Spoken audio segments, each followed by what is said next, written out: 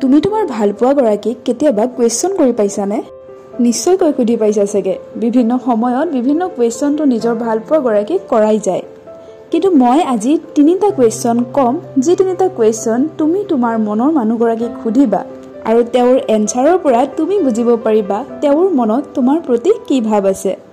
মৰম, ভালপোৱা এইবোৰতো এটা ৰিলেশ্যনশ্বিপত থাকিবই, কিন্তু তোমাৰ ভালপোৱা গৰাকীয়ে তোমাৰ প্ৰতি কি ধাৰণা লৈ আছে এই কথাটো কিন্তু তুমি জনাটো জৰুৰী হয়। গতিকে আজি মই ক'বলৈ ওলোৱা 3টা কুৱেশ্যন আজিয়ে তোমাৰ ভালপোৱা গৰাকীক সুধিবা আৰু বুজি উঠিবা তেওঁৰ মনত তুমি কি ৰূপত সোমাই আছা। কিন্তু তাৰ আগত মোৰ মৰমৰ ভাইটি ভণ্টিসকল যিসকলে মোৰ চেনেলটোলৈ নতুনকৈ আহিছা, তোমালোকে চেনেলটো ছাবস্ক্ৰাইব কৰি কাষত থকা বেল আইকনটো ক্লিক কৰি দিবা।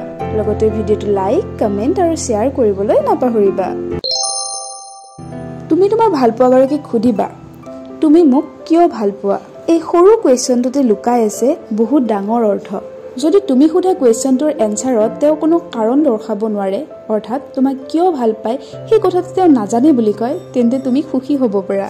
কাৰণ যিটো ভালপোৱাত ভালপোৱাৰ কোনো কাৰণ নাথাকে সেই ভালপোৱাটো কেতিয়াও শেষ হৈও নাযায়, এয়া চিৰযুগমীয়া হয়। কিন্তু তেওঁৰ এনচাৰত যদি তোমাক বিভিন্ন কাৰণ দৰ্শায়, তোমাৰ চকু ভাল লাগে, চুলি ভাল লাগে, তোমাৰ কথা ভাল লাগে, তেতিয়া কিন্তু এটা কুৱেশ্যন সদায় মনত ৰৈ যায়। কাৰণ চুলি, স্বভাৱ, কথা বতৰা এইবোৰ সদায় মানুহৰ একে নাথাকে। এইবোৰ যদি সলনি হৈ যায়, তেওঁৰ ভালপোৱা কি সলনি হৈ যাব নেকি? এইটো এটা ডাঙৰ কুৱেশ্যন হৈ ৰৈ যায়। সেম কুৱেশ্যনটো তুমিও নিজক সুধি চাব পাৰা, তুমি তোমাৰ ভালপোৱা গৰাকীক কিয় ভাল পোৱা?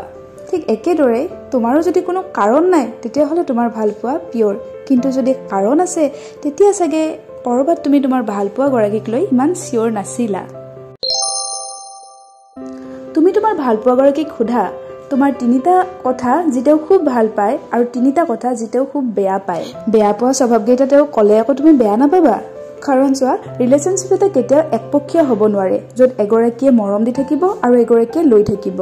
লাভ ৰিলেশ্যনশ্বিপ হৈছে এটা এনেকুৱা সম্পৰ্ক য'ত দুয়োগৰাকীয়ে একেলগে গ্ৰ' কৰিব পাৰে। তেওঁ যেতিয়া এনচাৰ দিব, ভাল কথাকেইটা শুনিতো তোমাৰ ভালেই লাগিব, কিন্তু তেওঁ যেতিয়া তোমাৰ বেয়া লগা 3টা কথা ক'ব, সেই কথাকেইটা শুনি লৈ সেইকেইটা ইম্প্ৰুভ কৰাত গুৰুত্ব দিয়া। শুনি লৈ প্ৰথমতে তুমি অনুধাৱন কৰা সঁচাকৈ তোমাৰ এই 3টা কথা বেয়া নেকি?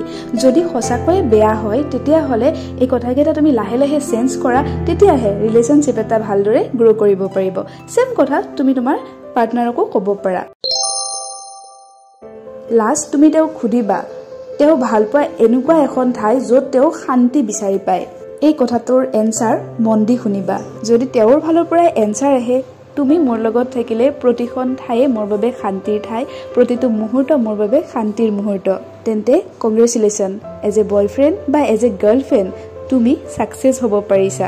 কাৰণ ভালপোৱা গৰাকীয়ে যদি তোমাৰ লগত শান্তি বিচাৰি পাইছে, তাতকৈ ডাঙৰ উপহাৰ তেওঁৰ প্ৰতি তোমাৰ আৰু একো হ'ব নোৱাৰে। কিন্তু তাৰ বিপৰীতে যদি তেওঁৰ পৰা এনচাৰ আহে অকলে থাকি মই বেছি শান্তি পাওঁ বা ফ্ৰেণ্ডৰ লগত থাকি মই বেছি শান্তি পাওঁ, তেতিয়া নিজকে এবাৰ জুকিয়াই চাবা, ক'ৰবাত তুমি বেছি কাজিয়া কৰিছা নেকি বা ৰিলেশ্যনশ্বিপটোত বেছি অশান্তি কৰা নেকি?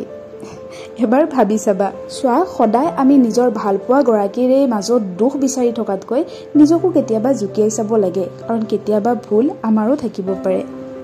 চেম কথা কিন্তু তুমিও নিজক সুধি চাবা, তুমিনো ক'ত শান্তি বিচাৰি পোৱা?